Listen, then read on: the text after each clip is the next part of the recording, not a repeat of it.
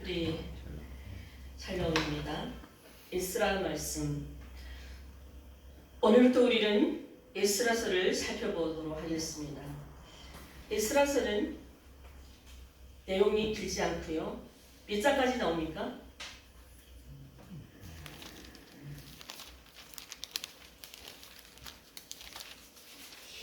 네, 10장까지죠. 에스라서 여러분 기억하시죠? 우리 새벽 아침 묵상 말씀 우리 지난달에 에스라서였습니다. 기억나시는가요? 네. 우리 여러분들이 잘 기억을 못하시기 때문에 오늘 기억을 더듬으면서 우리가 1장, 2장 말씀을 우리가 살펴보도록 하겠는데요.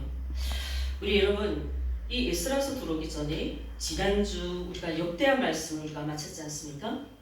이 말씀을 이어서 들어가면 여러분들에게 조금은 이해가 좀 쉬울 것 같습니다. 왜냐하면 우리 지난주 마지막 장 역대한 몇 장 끝났습니까? 우리가?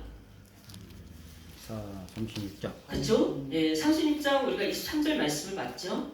23절 마지막 말씀이 이게 오늘 본문에 이어진다고 했죠? 네. 네, 우리 다시 한번 이 역대의 마지막 왕들을 우리가 살펴봅니다. 마지막 4명의 왕 누구였습니까?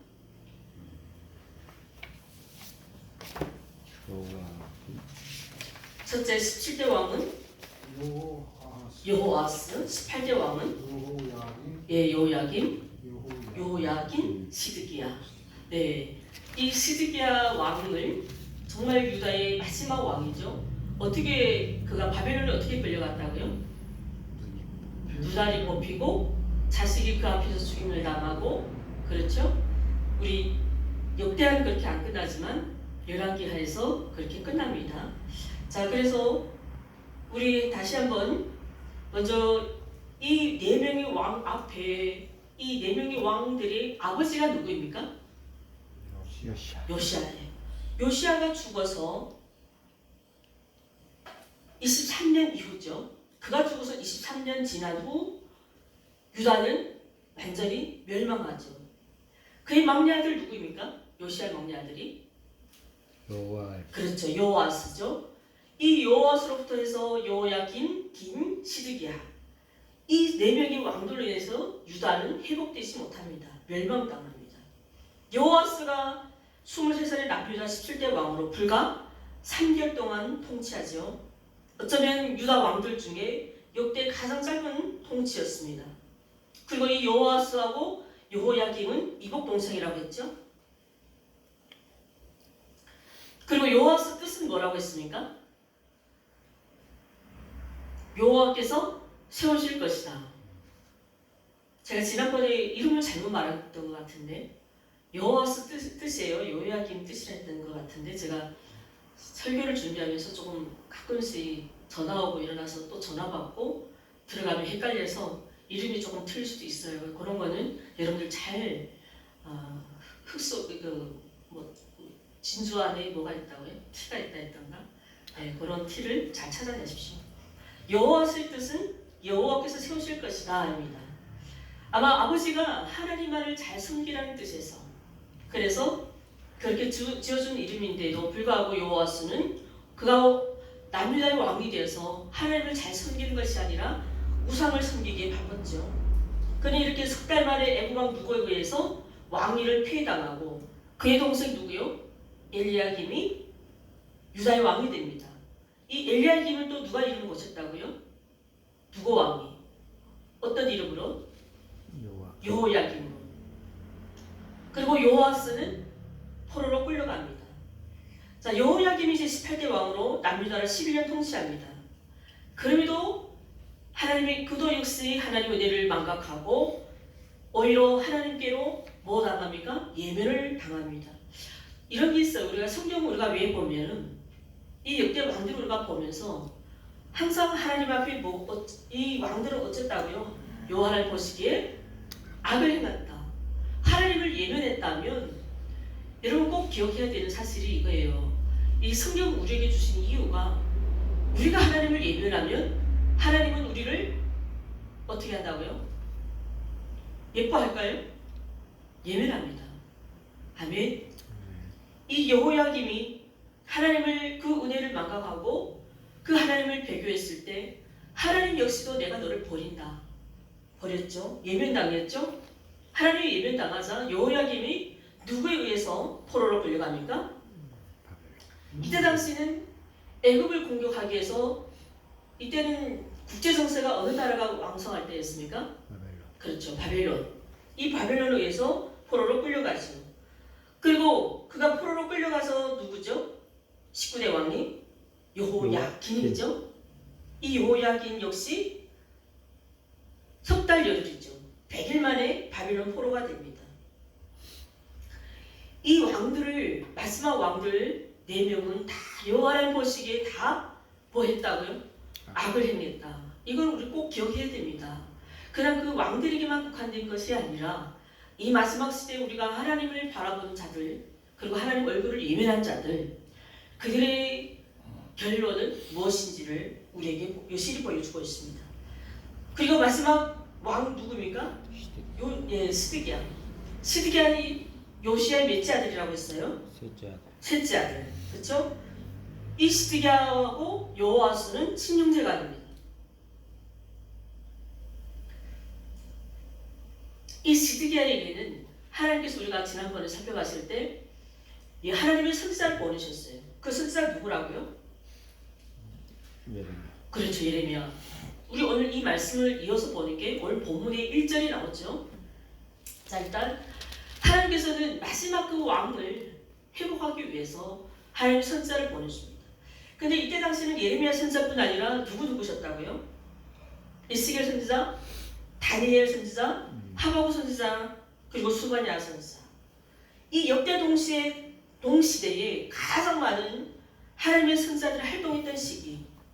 그래서 뭐라고 했다고요? 그만큼 이 유다가 타락한 시대고 그 나라가 멸망이 가까웠기 때문에 하나님 마음이 굽혀서 그날 하나님 선지자들 동시대에 그 선지자를 끊임없이 보냈는데 근데 뭐라고 해요? 그들은 하나님 선지자 말을 들었대요? 듣지 않았습니다. 오히려 무시했다고 했어요. 근데 더 중요한 건 뭐였습니까? 이 왕들뿐 아니라 이 역대 왕들만 악했을 뿐 아니라 누구까지 악했다고요? 그 시대에 제사장들뿐 아니라 지도자들 또 그 백성들까지 하나같이 이방의 모든 가증한인들을 일삼아서 결국 하나님의 진노를 삼고 이 나라는 어떻게 됐습니까? 처참하게 폐허가 돼서 바벨론으로 끌려갑니다. 결국 나라가 멸망한 책임은 그 왕들에게만 그 지도자들에게만 국한된 것이 아니라 동시대를 살아가는 그 하나님 백성들에게도 책임이 있다는 것을 이것을 보여주는 것이 역대기 교훈이죠. 할렐루야. 이렇게 해서 역대기 끝납니다. 자, 역대기 이렇게 끝나면 좀 아쉽겠죠? 그 역대기 이렇게 끝나면 이스라엘은 더 회복이 될 수 없겠죠. 자, 그래서 오늘 에스라를 봅니다. 과연 이렇게 돼서 이 유다는 어떻게 회복됐을까? 오늘 먼저 이 에스라서 개간을 살펴보면 크게 두 부분으로 나눠집니다. 여러분들이 말씀하신 것처럼 에스라서는 몇 장까지 있다고요? 10장까지. 1장부터 6장까지는 총독 수르바벨과 대제사장 여호수아의 주도하에 바로 이 바빌론 포로들이 귀환하여서 예루살렘 성전을 재건하는 내용이 전반부고요. 후반부는 7장부터 10장까지. 이때는 에스라가 주도한 개혁을 전개하는 내용입니다. 이 내용을 여러분들 잘 구분해서 봐야 됩니다. 자, 이렇게 에스라서 성격이 있어요. 이 에스라서의 가장 기본적인 사상이 뭘까? 핵심 사상이 뭘까? 우선은 이 에스라서 다음에 무슨 성경입니까? 네. 느헤미야서죠. 그래서 이 에스라서와 느헤미야서는 이 구속사적 맥락에서 볼 때 새로운 시대를 전개하는 이야기입니다. 그래서 이 두 성경은 형제예요. 그냥 쌍둥이라고 보면 돼요. 왜 쌍둥이예요? 왜 쌍둥이라고 해요? 닮았죠? 비슷하다. 그래서 에스라하고 느헤미야는 어떤 성경이라고요? 성격이 형제가 같다. 그런 의미로 이해하시면 되겠습니다. 그리고 우리가 앞서 보았던 역대적으로 우리가 열왕기 상하 우리가 이 내용을 보면 여러분들이 핵심 구절을 기억하라고 했죠. 핵심 구절이 뭐였습니까? 우리가 지금 살펴봤던 역대기 열왕기 상하, 사무엘 상하, 역대기 상하, 열왕기 상하 이 기본 내용이 뭐였습니까? 이스라엘 백성들이 섬긴 것이 뭐였어요? 우상이죠. 이것이 죄가 되고 원인이 돼서 하나님의 심판의 결과는 뭐였습니까? 이들이? 그렇죠. 바벨론 포로가 됩니다. 이것을 여러분들이 핵심을 이해해야 오늘 우리가 읽게 된 이 에스라서와 느헤미야서는 그 언약에 신실하신 하나님의 은혜로 말미암아 이 포로로 끌려간 백성들이 어디로 와요? 고향으로 돌아오는 이 회복기를 보여준 것이 어디라고요? 에스라서. 잘 이해했죠? 자, 이렇게 되면 여러분들에게 저는 간단하게 두 줄로 요약을 했습니다. 열왕기 역대기는 이들이 우상의 죄로 말미암아 하나님의 심판으로 이들이 바벨론 포로가 됐다면 이 에스라 느헤미야는 그 하나님의 신실한 언약을 지키고 그 은혜로 말미암아 포로된 백성들을 다시 회복하고 이 고향으로 돌아오게 하는 그 내용을 보여주고 있는 것이 에스라서 느헤미야서. 이렇게 되면 여러분들이 볼 때 이 내용이 쉽게 이해가 됩니다. 할렐루야. 그래서 다시 한번 이 역대기가 문제점이라면 이 에스라 느헤미야서는 그 문제점이 뭐예요? 해답인 셈이죠. 그렇죠?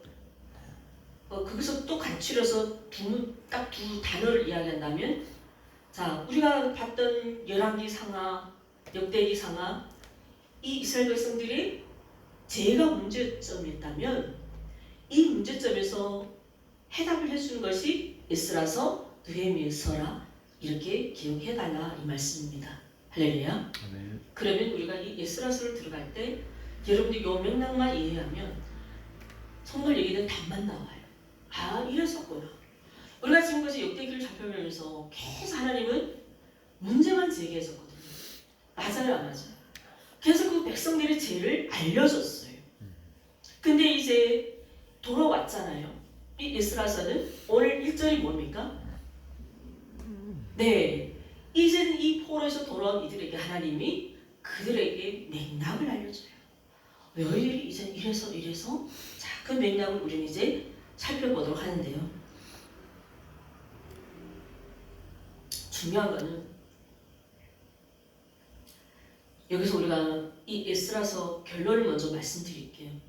왜냐하면 우리 오늘과 보게 될 내용은 크게 깊은 내용이 없어요.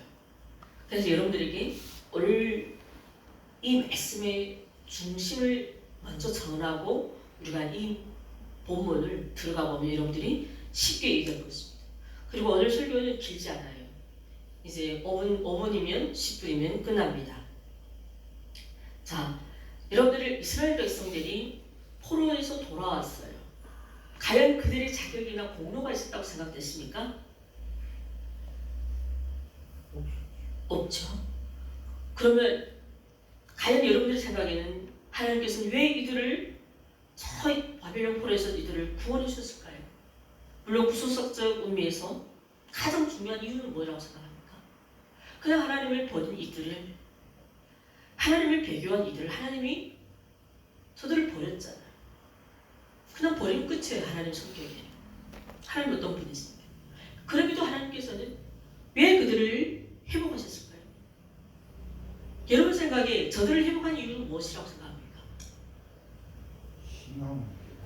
예, 그 이유는 저들을 왜 다시 그 신앙으로 회복시켰을까요?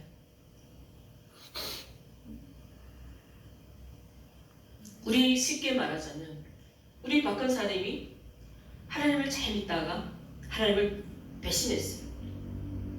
그런데 분명히 말씀합니다. 성경에서는 우리가 하나님을 버리면 하나님도 우리를 예배한다고 했어요.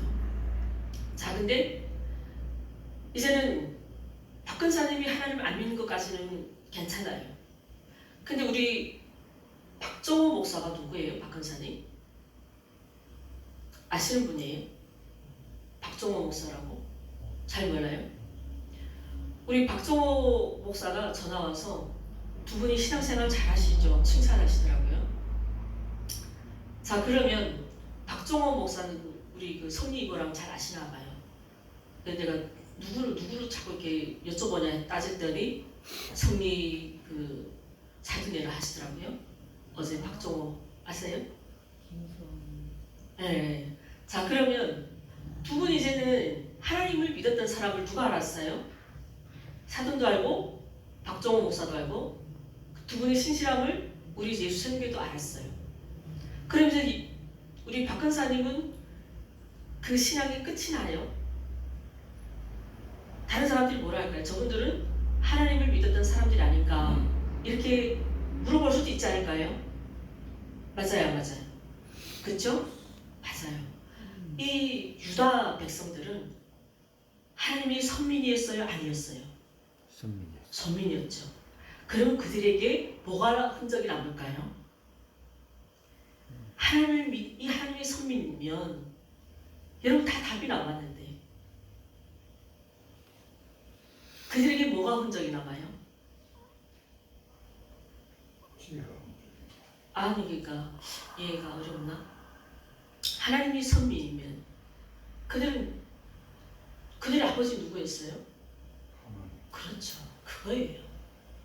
우리 박 권사님이 하나님을 믿고 안 믿고 이거는 상관없어요. 그러나 하나님을 믿은 그 흔적이 있잖아요. 박 권사님에게는 이미 하나님의 명예가 있어요. 맞아요, 안 맞아요? 하나님의 이름과 그 명예가 걸려있는 문제가 있어요. 부처님을 믿었다면 아마 하나님은 괜찮겠죠. 넌 처음부터 하나님을 안 부르고 부처를 불렀으니까. 근데 우리 박 권사님은 누구를 계속 불렀어요? 하나님을 불렀잖아요. 그러니까 이제는 박 권사님 신앙을 떠나면 그 안에 하나님의 명예가 걸려있는 문제예요. 맞아요, 맞아요.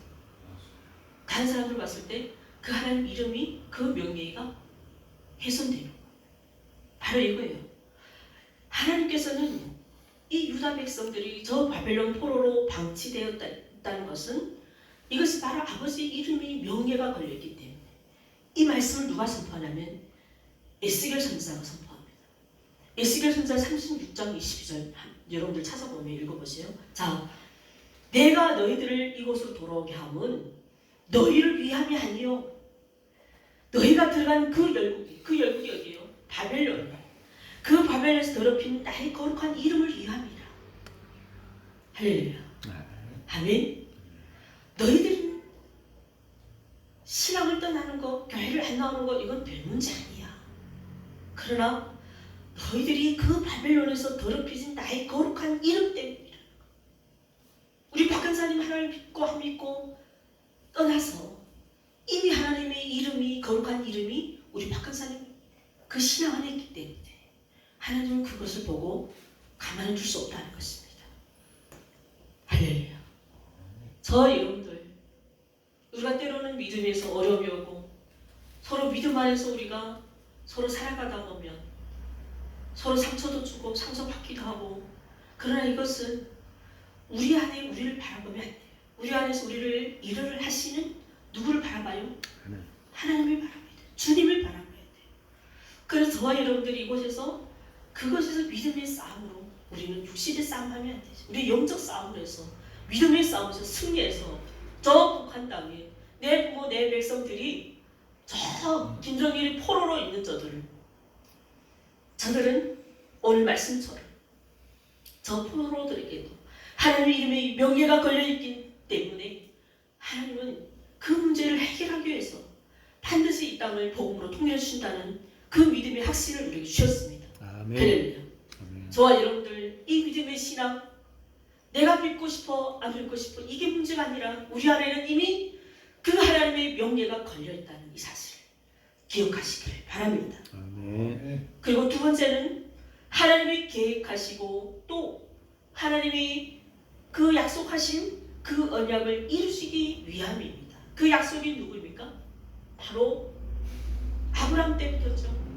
그리고 끊임없이 하나님께서는 다윗을 통하여 예수 그리스도의 계보를 우리에게 이어주시겠다는 그 약속을 성취하기 위해서 하나님께서는 다시 저 유다를 회복시킬 수밖에 없었습니다. 할렐루야. 아멘. 우리 에스라 중심 주제를 봅니다. 자, 우리 이제는 유다의 멸망을 우리는 다 아는 사실이죠. 70년 포로에도 불구하고 자, 하나님의 구원 계획은 여전히 제로입니까? 아니면 끊임없이 중단되지 않고 지속적으로 추진되었다는 것입니까? 전자예요, 후자예요? 후자죠. 네. 우리가 언뜻 봤을 때 열왕기하, 역대하 이 마지막 정사를 봤을 때 희망이 없어 보였지만 저들은 그냥 70년 포로로 저 인생을 이제는 이 유다라는 나라가 영원히 영구제로 될 뻔했는데 우리는 그렇게 생각했잖아요. 그렇죠?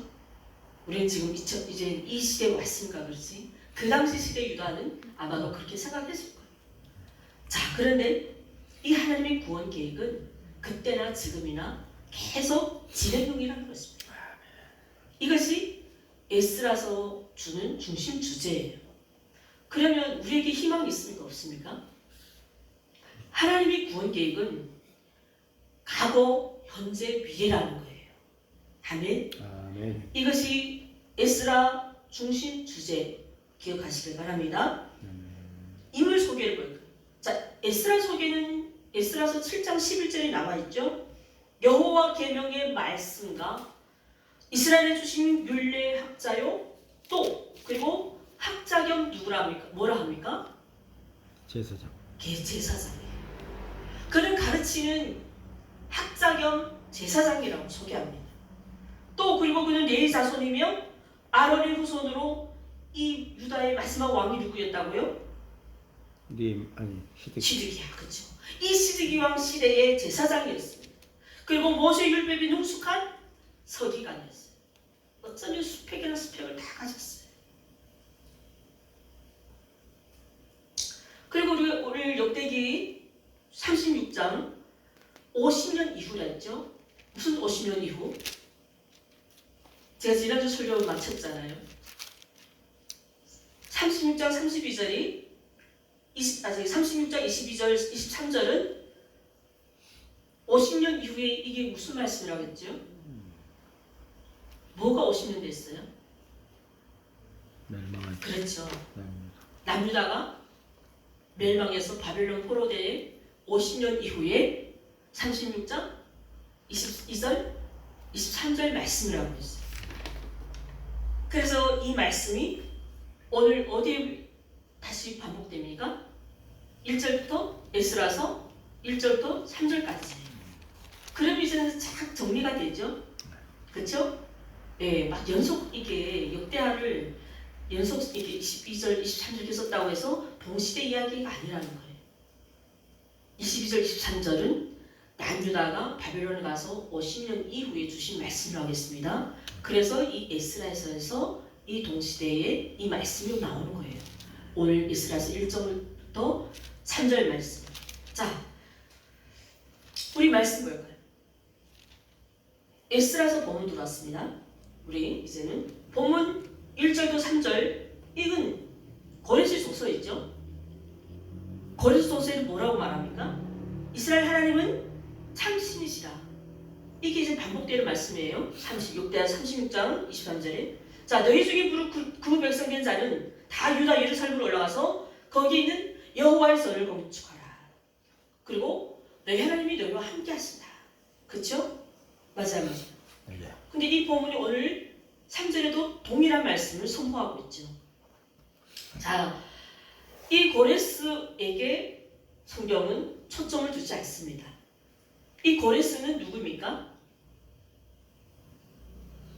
바사왕. 그렇죠. 바사왕이죠. 바사왕. 이 바사왕 고레스는 사실 태어나기 200년 전, 그가 태어나기 200년 전이래요.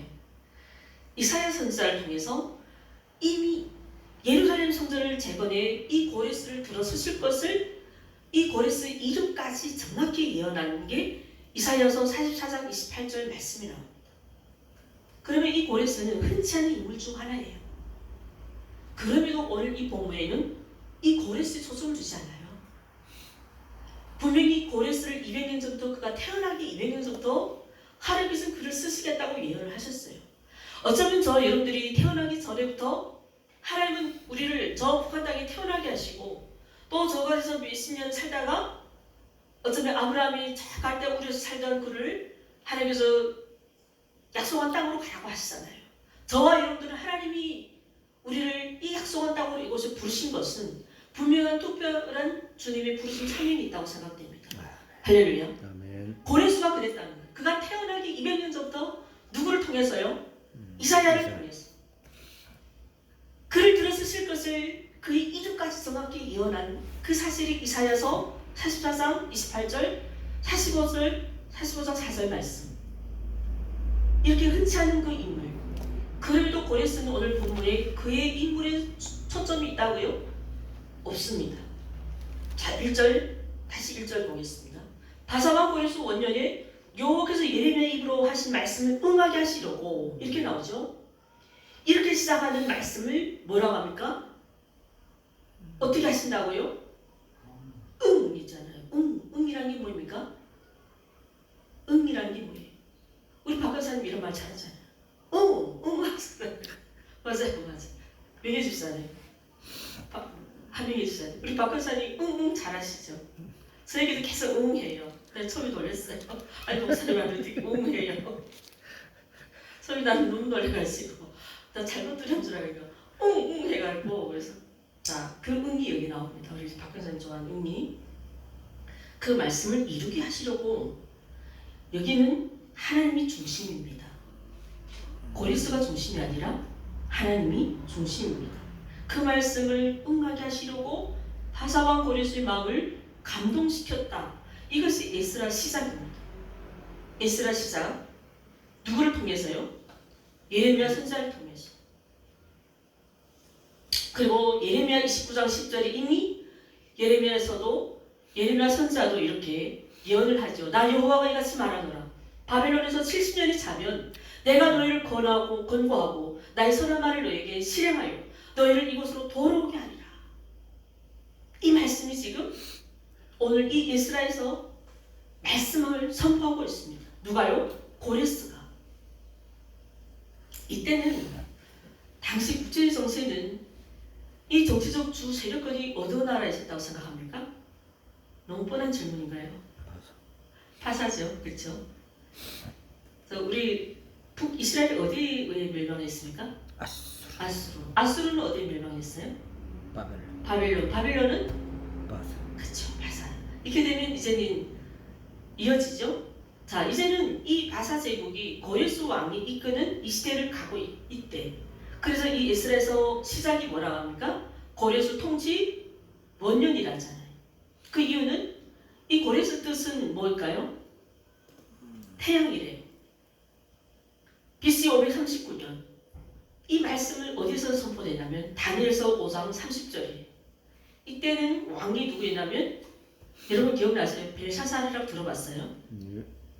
네. 이 벨사살 왕이 연회를 베푸던 그 밤에 바벨론이 멸망하고 이때 바사 제국이 세워진 이때를 고레스 원년이라고 해요. 그래서 오늘 본문에 이 고레스 원년에 하나님께서는 고레스 마음을 감동시키고 고레스 마음만 감동시킨 게 아니라 누구의 마음을 감동시켰대요?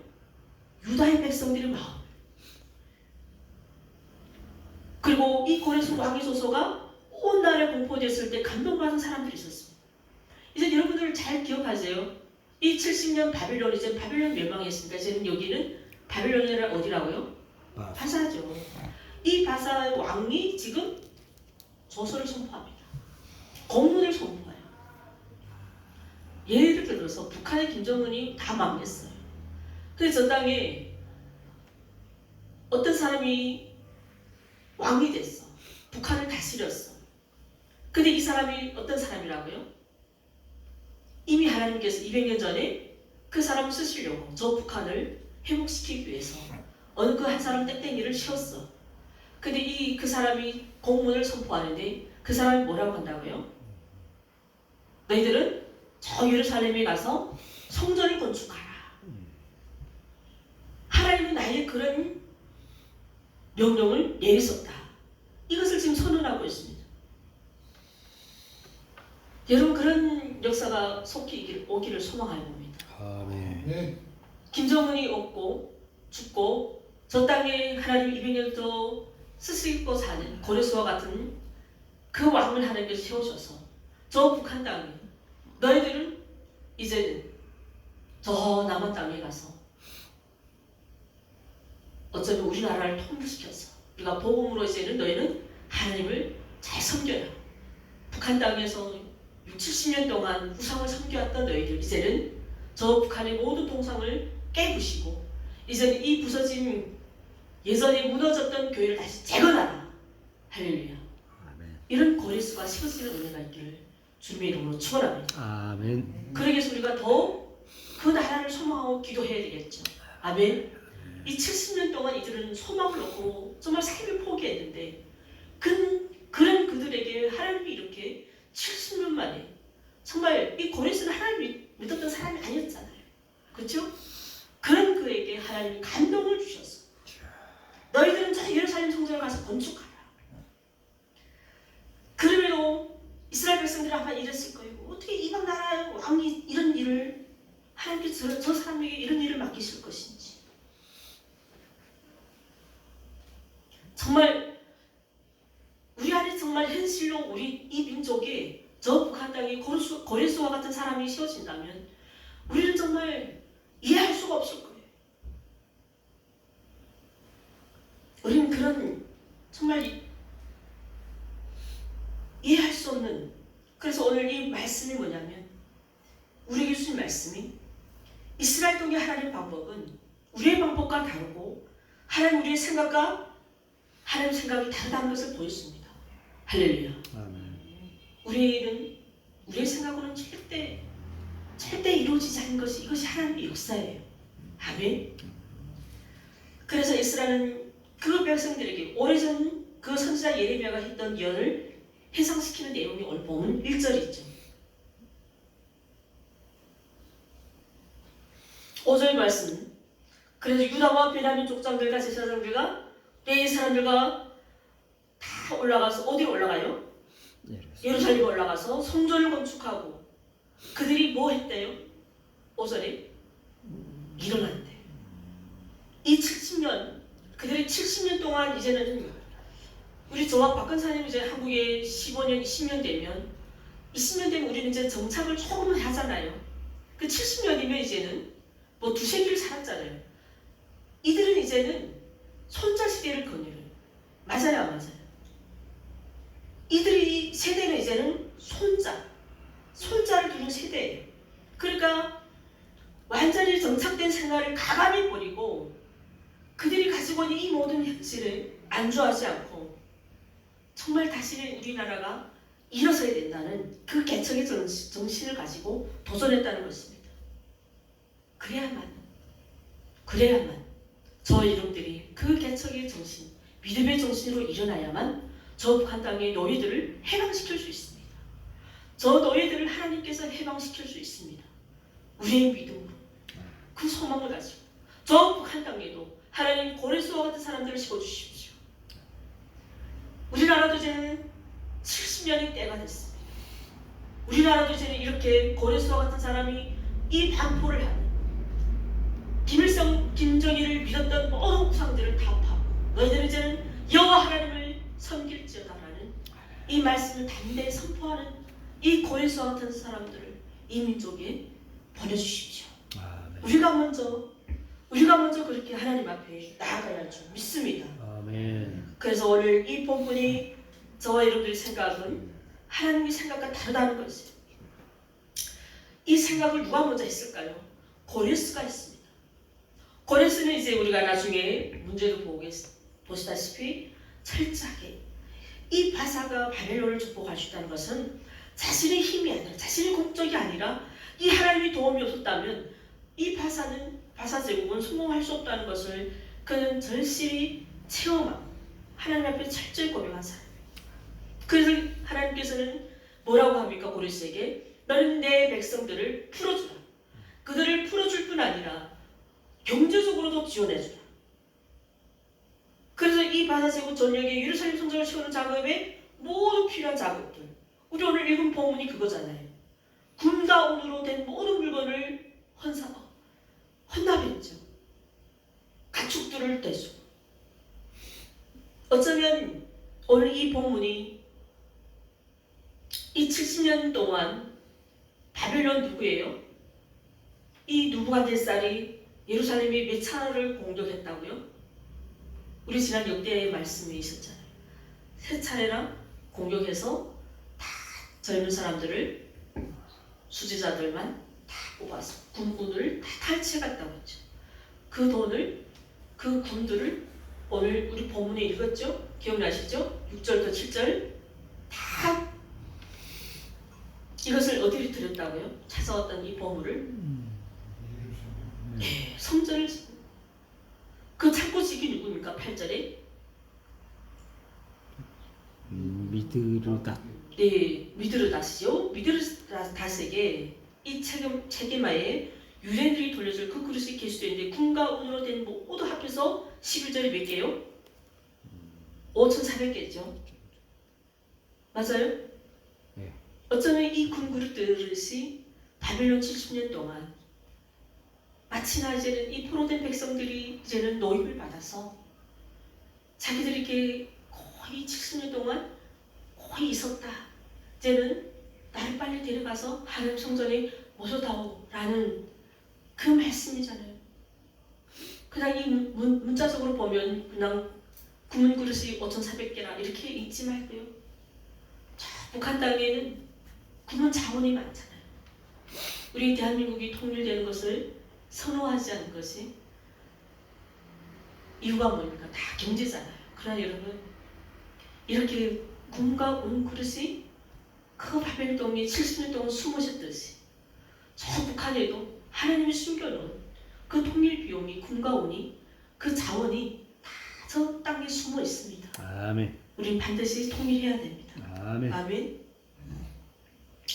자, 이렇게 하나님께서는 이방 땅에 있는 유다 백성을 부르시고 파괴된 성전을 재건하도록 그 일을 이루시도록 그 유다 백성들의 마음을 감동시켰다는 것처럼 어쩌면 이 시대에 우리에게 주신 이 복음 통일이라는 이 사명을 가지고 정말 하나님이 부르신 백성, 정말 여러분들이 마음이 감동되어서 정말 이 복음 통일을 위해서 우리가 하나님 앞에 더 기도하며 이 사명이 정말 끝까지 저 북한 땅에 여러분 반드시 기억하십시오. 이 사람들은 70년 동안 그 땅에서 얼마나 그 이방 땅에서도 하나님을 부르시겠습니까? 결국 그들에게 주신 게 결론은 뭐였습니까? 해방이란 그 노예에서 해방되는 기쁨, 금과 은을 다시 취하는 기쁨, 그리고 이제는 영원한 그 하나님의 성전에서 하나님만을 섬길 수 있다는 하나님의 선민으로 살아가는 이 은택, 저 여러분들 마찬가지입니다. 하나님은요 다 기억하셔요. 다 보십니다. 대가 없이 없는 노력은 없는 기쁨은 없다고 했잖아요. 우리 정건사님, 우리 박근사님, 우리 한명의 집사님, 정치적으로나 사업으로 통일을 위해서 가는 그 일보다도요 이 하나님 나라를 위해서 기도할 때 하나님은 그 숨겨놓은 구문 보화를 우리에게 주십니다. 우리 잠언서 말씀도 있잖아요. 세상의 지혜자들, 세상의 정치가들 하나님 일을 시키고 그 돈을 누구에게 주신다고요? 하나님의 자녀들에게. 내 말이 아니에요. 하나님 말씀입니다. 아멘. 그리고 오늘 2장 5분만 마칠게요. 귀한 자들의 명수를 기록하고 있는데요. 우리가 읽지는 않겠습니다. 2장 쭉 훑어보세요. 그리고 64절, 65절 볼까요? 2장 길죠? 우리 64절 함께 읽겠습니다. 시작. 2장 온 회중의 합계가 42,360명이에요.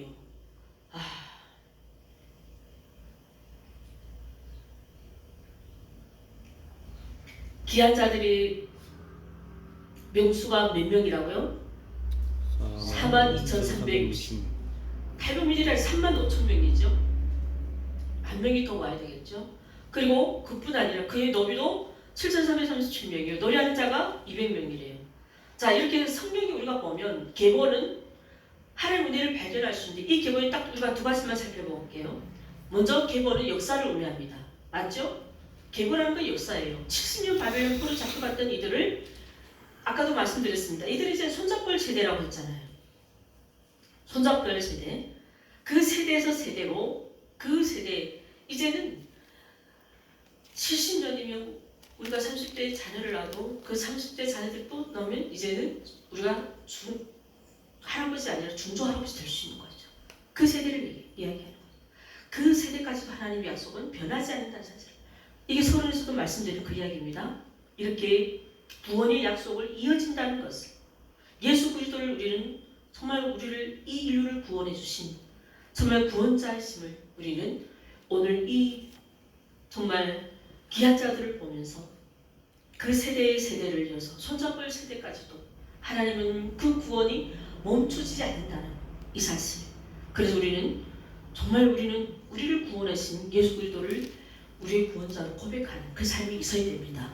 아멘. 두 번째는 이름이 등장했죠. 한마디로 정리하면 왜 이들이 이름을 왜 기록했을까요?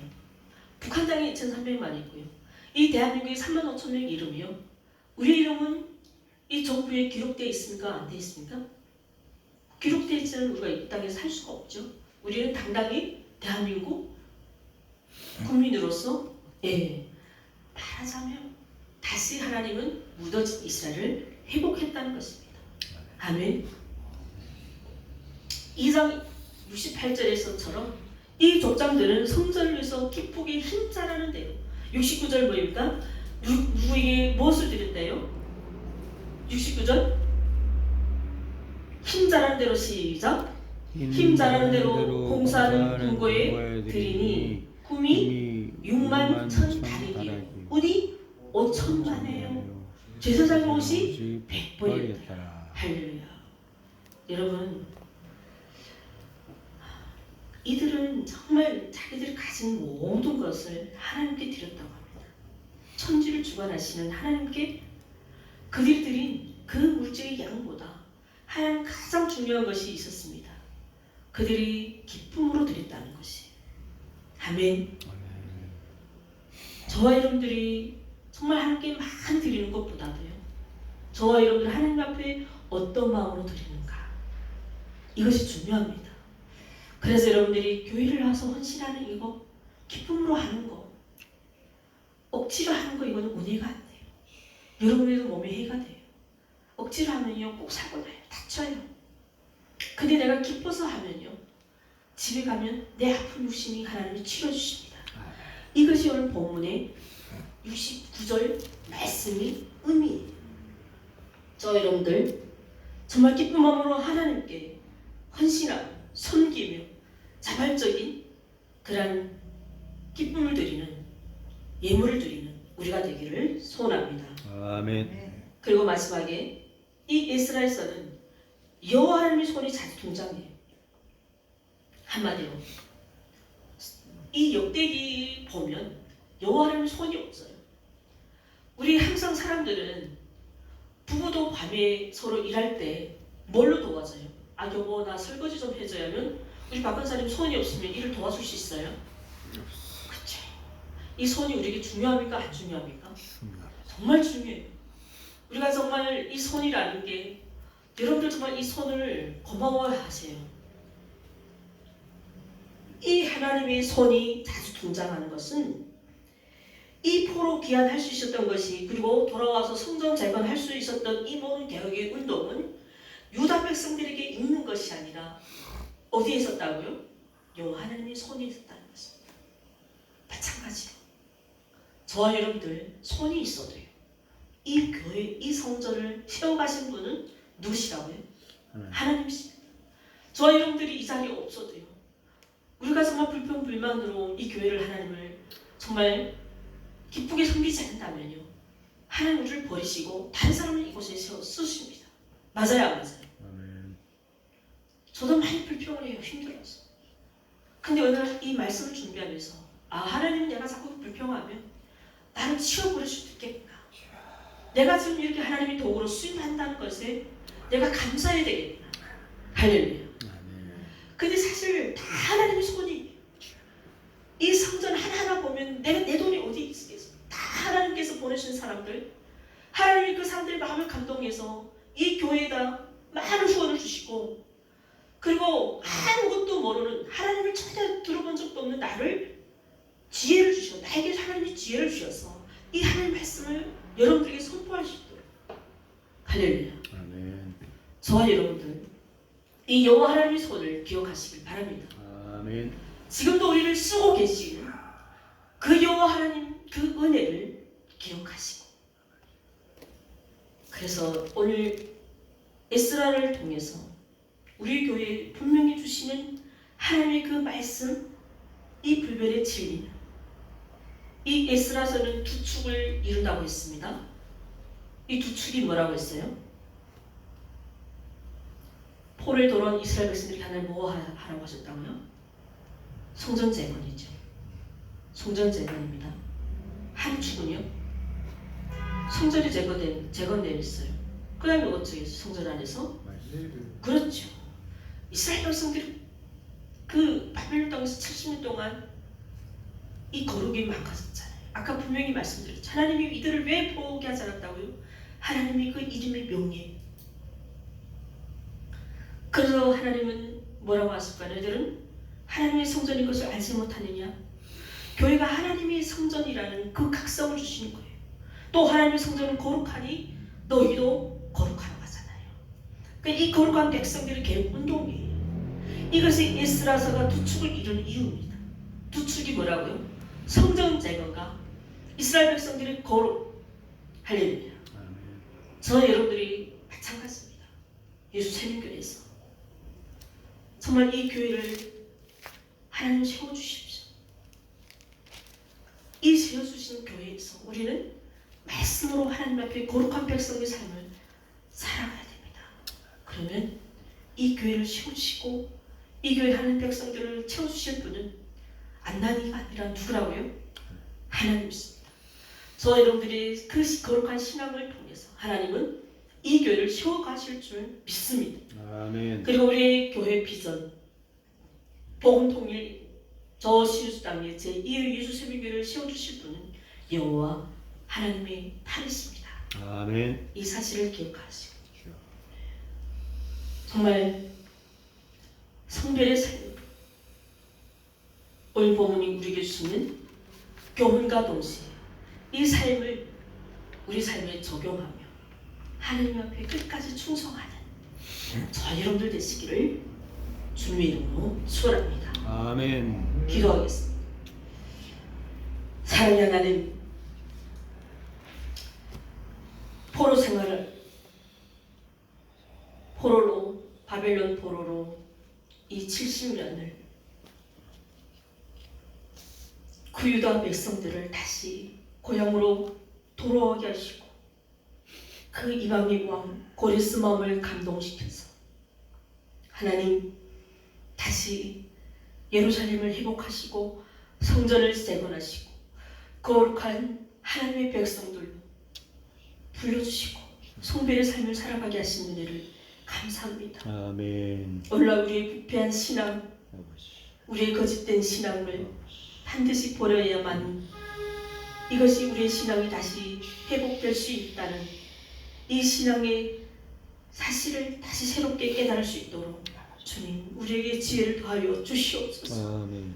하나님 우리를 긍휼히 여겨주시고 우리에게 더욱 은혜를 주셔서 이 마지막 시대에 더욱 말씀에 우리가 갈망하고 우리가 말씀에 메말라 있고 하나님 이것을 다시 정말 충만하신 여호와의 말씀으로 우리에게 은혜를 더하여 주시옵소서. 아멘. 그래 이 마지막 시대 복음 통일을 위하여 하나님께서 그 70년 바빌론을 포로에서 다시 돌아오고 계신 그 유다를 회복하신 그 여호와 하나님의 그 명예를 회복하셨던 것처럼 하나님 저 북한 땅 포로들이 그 여호와 하나님의 그 명예를 다시 회복하시기 반드시 이 민족을 복음으로 통일 이루어주신다는 그 믿음의 약속 주님 이 시간 우리가 주님 앞에 결단하며 고백합니다. 아멘. 우리의 기도를 통하여 하나님 이 민족이 반드시 복음으로 통일을 이루어 주시옵소서. 아멘.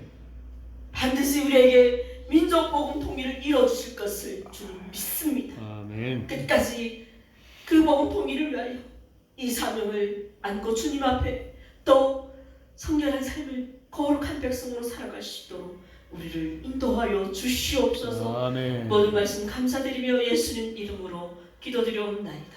아멘. 아멘.